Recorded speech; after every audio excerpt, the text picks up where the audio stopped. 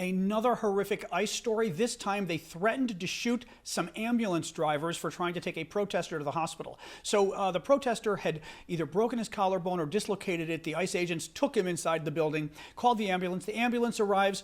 They try to take him away, and the ICE agents say, no, we've got to come with you in the ambulance. And the ambulance driver said, well, no, under our rules, unless he's been arrested, we can't let you in the cabin with us. Was he arrested? No.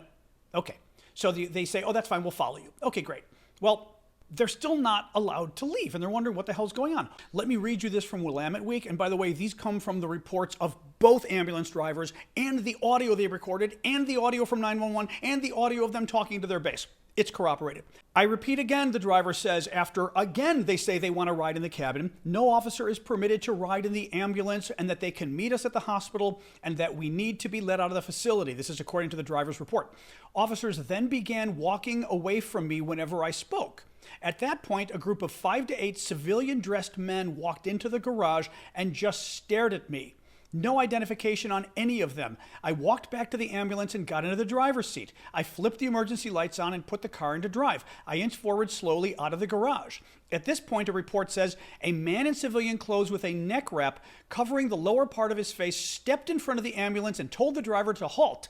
The ambulance driver in the report recalls telling the man not to stand in front of the ambulance, and that the man then yelled at the driver to stop, citing the risk to federal agents.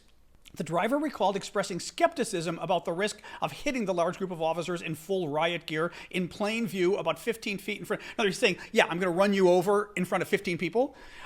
The group of about 30 officers in front of the ambulance, 30 now. It took 30 of these. This is like a light bulb joke. Several federal agents, many in riot gear, moved to stand incredibly close to the front of the ambulance, the driver recounts. This is where it gets really bad.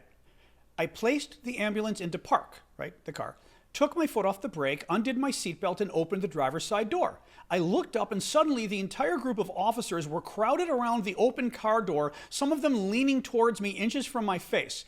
An agent, the driver recalled, pointed his finger at me in a threatening manner and began viciously yelling in my face, stating, "Don't you ever do that again! I will shoot you! I will arrest you right now!"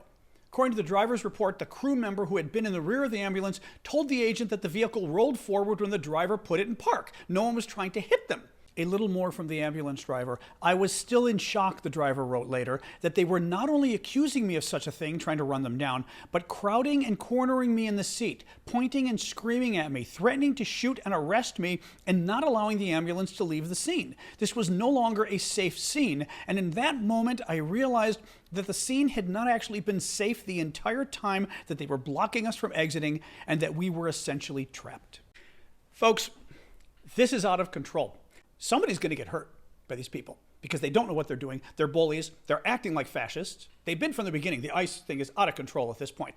But threatening to shoot ambulance drivers? Seriously?